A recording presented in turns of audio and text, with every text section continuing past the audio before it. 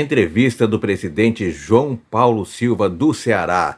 E nessa parte ele fala de reforços e também se Vina tem chance de vir para o Ceará. Veja. A gente sabe que a gente precisa, né, trazer algumas peças, que a gente elenca aí, que a gente precisa de alguns nomes que a gente já está trabalhando, né? Então vamos trazer alguns jogadores que a gente já está monitorando já faz algum tempo e dar sequência aí para a gente fazer um ano tão bom quanto foi ano passado, 2024. Mas em relação a essas contratações, e principalmente as posições, durante esse período, até o dia 10, vocês estão fazendo essa análise mais criteriosa, saber, olha, não, vamos precisar de 3, vamos precisar de 4, meio campo, lateral, vocês estão fazendo já esse trabalho todo? Sim, a gente sabe a quantidade de jogadores que a gente precisa, as posições. Quantos? Né? Não, eu não quero falar para não gerar expectativa, né? Mas a gente sabe, inclusive nós já estamos contactando, né, com alguns atletas, né? Já estamos na fase de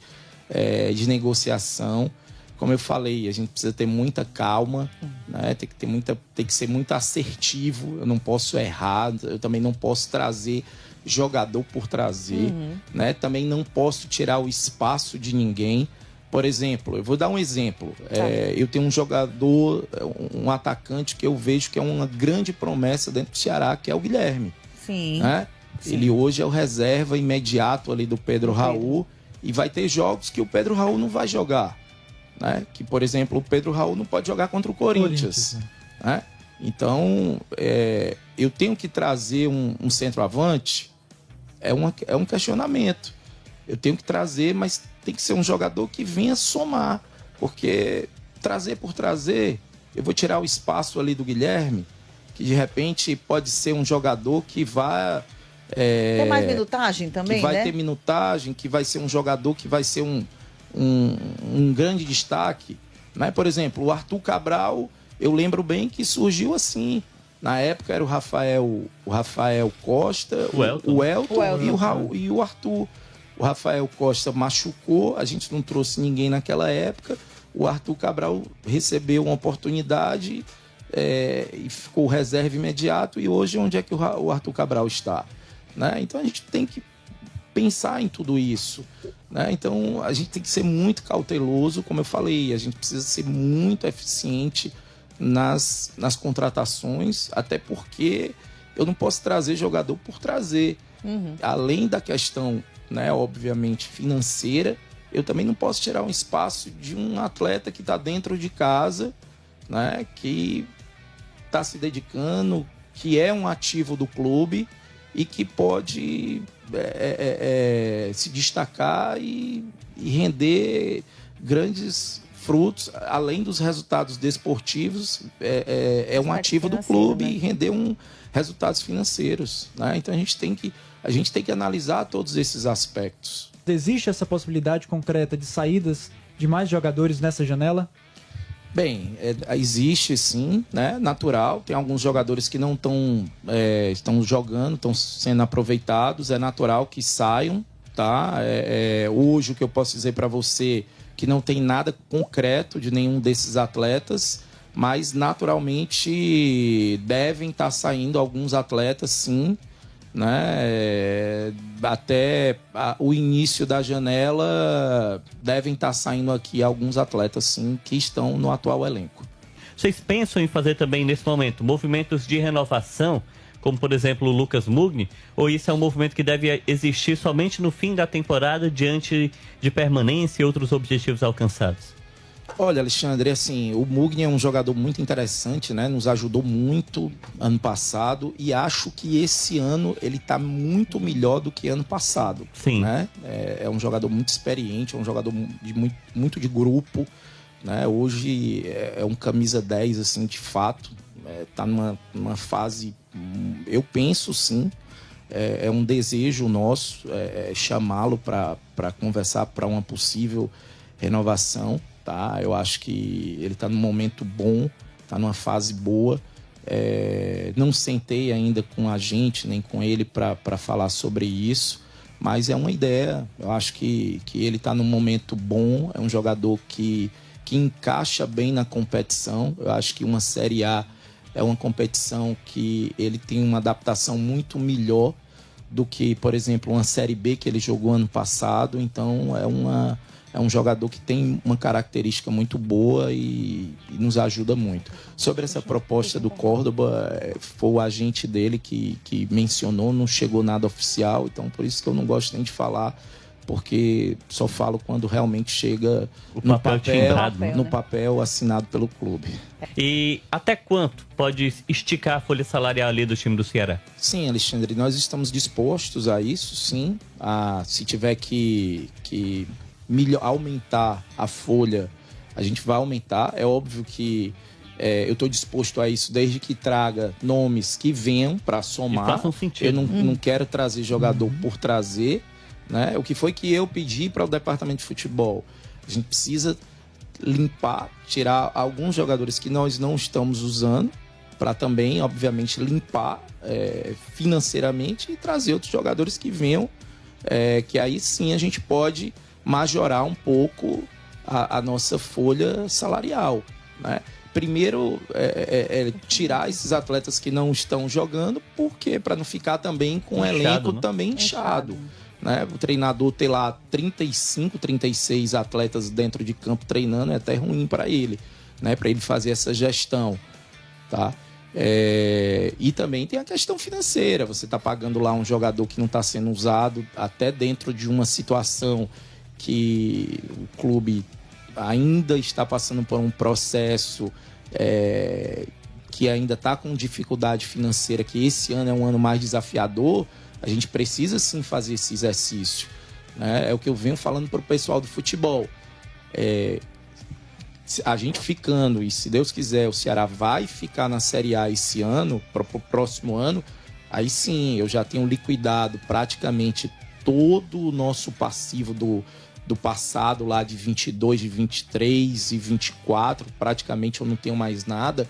Aí sim eu consigo fazer um investimento maior para o departamento de futebol para 26, e aí sim a gente tem uma folha, ter um investimento muito maior para o futebol.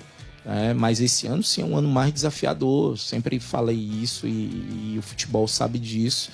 Então a gente precisa trabalhar muito nessa frente de ter esse exercício, de fazer esse planejamento, esse trabalho de ter isso à frente. Hoje a folha é em torno de 6 milhões? Não, a nossa folha hoje está em torno de 7. Né? A nossa folha está em torno de 7 milhões. E aí esticar ela um pouco mais seria chegar até... Eu acho que assim, se surgir um jogador que seja interessante, a gente pode esticar um pouco mais. Eu não vou traçar aqui um valor, sei lá, 8. Né? Lógico que vai ser um sacrifício passar disso, mas se vier um jogador que venha somar, esse jogador aqui é um jogador que vai me ajudar, jogador bom se paga, né? Jogador bom se paga. Então, assim, eu não vou analisar pela questão friamente financeira, né? É lógico que isso impacta, mas se o jogador vier somar e vier me ajudar, a gente faz um sacrifício, a gente faz um esforço. O clube tem uma representatividade muito grande, a gente pode fazer um esforço para conseguir honrar, obviamente, né? Mas a posição de volante, o torcedor sempre cita, o Ceará deveria trazer mais um volante. Circularam aí nos últimos tempos Jair do Vasco, mais pro começo do ano o Charles do Corinthians. Né? O que eu ia perguntar realmente essa é uma posição assim que vocês têm tratado como prioridade no mercado de transferências?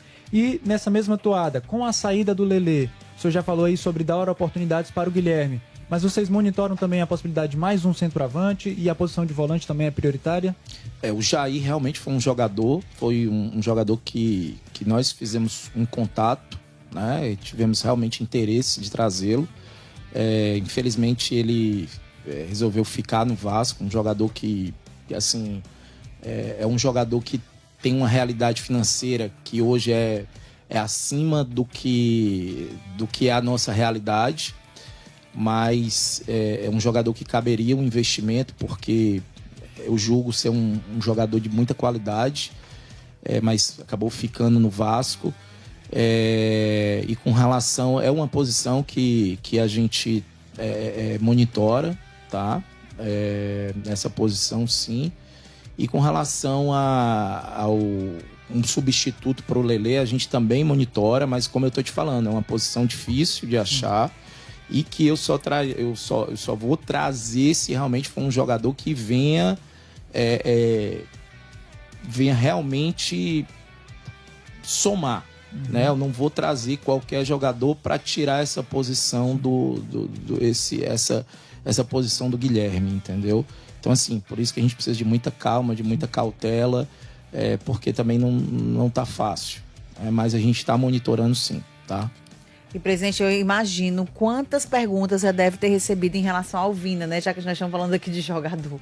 Gente, e assim, a gente abriu aqui a pergunta, acho que umas 10 aqui do nosso WhatsApp são as pessoas perguntando. A gente entende que toda a identificação que o jogador tem com o clube, veio aqui recentemente, né? Vocês trataram, conversam com ele, você já até falou em outras oportunidades, mas assim, como a gente percebe o calor da torcida por um atleta, né? Se trata como um ídolo, alguns dividem muito opiniões, né? A vinda do Vina. Eu particularmente, eu acho que, como você falou do Ceará, é um grupo fechado. Isso não é informação, tá, gente? É uma opinião. Eu acho que o Ceará já tem um grupo totalmente fechado, assim, algumas peças pontuais. O Vina é excelente jogador, mas acho que já teve o seu processo no Ceará. Eu não sei como é que vocês encaram isso, esse retorno da torcida em relação ao atleta, e vai e volta. O nome desse atleta é sempre ventilado pelo torcedor, né, João Bem, Paulo? eu tenho um carinho especial pelo Vina, né? Na época que ele jogou no Ceará, eu era diretor financeiro, a gente sempre foi muito próximo, tenho uma gratidão a ele. Mas a gente, quando assume um cargo de gestão, a gente precisa ser racional, né?